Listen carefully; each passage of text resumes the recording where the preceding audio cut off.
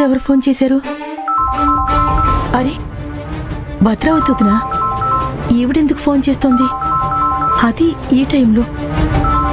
మళ్ళీ ఏదైనా సమస్య? హలో వదిన గారు, ఎలా ఉన్నారు?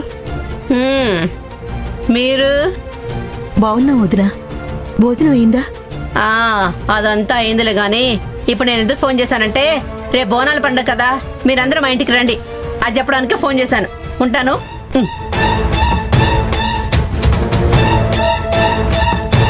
ఇప్పుడు ఓకేనా? నువ్వు చెప్పినట్టుగానే ఫోన్ చేసి పిలిచాను. ఇక నా పని నేను చూసుకోవచ్చా? అసలు కొంచెమైనా బుద్ధుందా నీకు భద్రావతి? ఇలా పిలిస్తే ఎవరైనా వస్తారా నీ ఇంటికి? తను నీ వియ్యంకురాలు. పండగైనా పబ్బమైనా కలిసి జరుపుకోవాలి. అలాంటిది వాళ్ళని ఇలా ఇష్టం లేకుండా పిలిస్తే ఏమనుకోవాలి? అసలు ఏమైంది భద్రావతి నీకు? ఎందుకు ఇలా చేస్తున్నావు? అయ్యో పెద్దమ్మ, అది నువ్వు నోర్మై. పెద్దవాళ్ళు మాట్లాడుతుంటే మధ్యలో నీ ఎంట్రీ ఏంటి? నువ్వు చేసిన తప్పుని నువ్వే సరిచేయాలి భద్రావతి. ఇంకోసారి ఫోన్ చేసి సరిగ్గా పిలు. అలాగే నువ్వు చేసిన తప్పుకి క్షమాపణలు కూడా చెప్పాలి.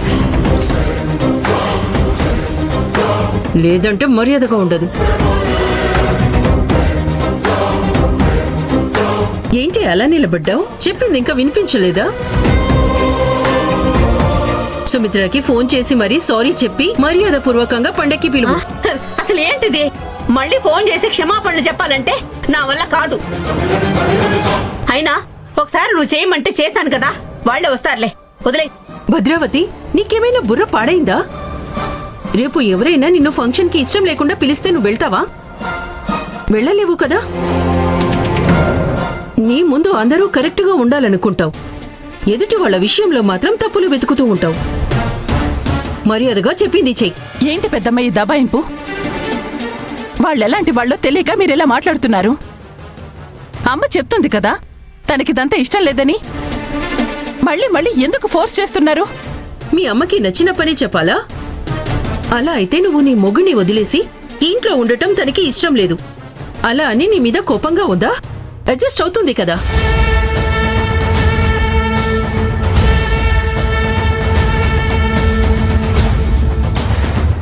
కొన్ని విషయాల్లో ఇష్టమున్నా కష్టమున్నా ధర్మ ప్రకారం నడుచుకోవాలి. వాళ్ళు మనకు వియ్యంకులు. వాళ్ల మీద ఇలా కోపంగా ఉండటం కరెక్ట్ కాదు. నువ్వు నీ కూతురు ఎన్నిసార్లు బాధ పెట్టినా అదంతా మనసులో పెట్టుకోకుండా మనం పిలిచినప్పుడల్లా వచ్చి వెళ్తున్నారు. నువ్వే అనుమానించి నువ్వే ఫీల్ అయితే నష్టం ఎవరికి భద్రావతి? నీ కూతురుతో నా కొడుకు పెళ్లి క్యాన్సిల్ అయినప్పుడు అన్ని బంధాలు పక్కన పెట్టి 10 ఏళ్లు ఒకరికొకరు మాట్లాడుకోలేదు. ఇప్పుడు ఒకరినొకరు అర్థం చేసుకుని సంతోషంగా ఉన్నాం కదా, ఇప్పుడు అలాగే. నిజం భద్రావతి, ఈ ఇంటి కోడలిచ్చిన వాళ్ళు దేవుడితో సమానం అంటారు. నువ్వు అహంకారం పక్కన పెట్టి నువ్వు వాళ్ళతో మంచిగా మాట్లాడొచ్చు కదా.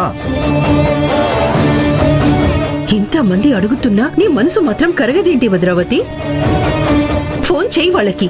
ఫోన్ చేసి వాళ్ళతో మాట్లాడు. చేసిన పనికి సారీ చెప్పు. ఇంత జరిగినా నీకు మనసు రావట్లేదంటే తర్వాత ఏం చేయాలో నాకు బాగా తెలుసు.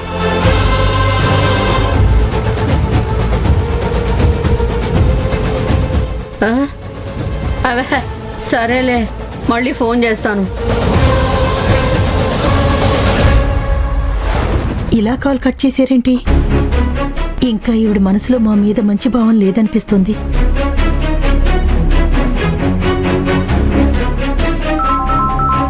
హరి, మళ్ళీ కాల్ చేస్తున్నారేంటి? వదినా, నేనే మాట్లాడుతున్నాను. వదినా చెప్పండి, ఏమైంది? సడన్ గా ఫోన్ కట్ అయింది. ఓ, నెట్వర్క్ ప్రాబ్లం అనుకుంటా. ఏం వినిపించలేదు, అందుకే కట్ చేశాను. తప్పుగా అనుకోకండి. ముందు తనకి సారీ చెప్పు. చెప్పు. తెలియక చేసిన దానికి సారీ చెప్తున్నాను. అయ్యో, ఈ మాత్రానికి సారీ చెప్తారా వదినా? ఏదో సడన్ గా కట్ అయింది అంతే కదా, పర్వాలేదు వదినా. అదే రేపు బోనాల పండుగ జరుగుతుందని చెప్పాను కదా. ఆహా, సరిగ్గా మీకు వినిపించిందో లేదో, మీరు ఖచ్చితంగా రావాలని చెప్తున్నా. అలాగే నేను చేసింది ఏది మనసులో పెట్టుకోవద్దు. ఇక్కడ అందరం మీకోసం ఎదురు చూస్తూ ఉంటాం. అయ్యో మీరింతలా చెప్పాల్సిన అవసరం లేదు వదినా. పైగా బోనాలంటే చాలా పనులుంటాయి.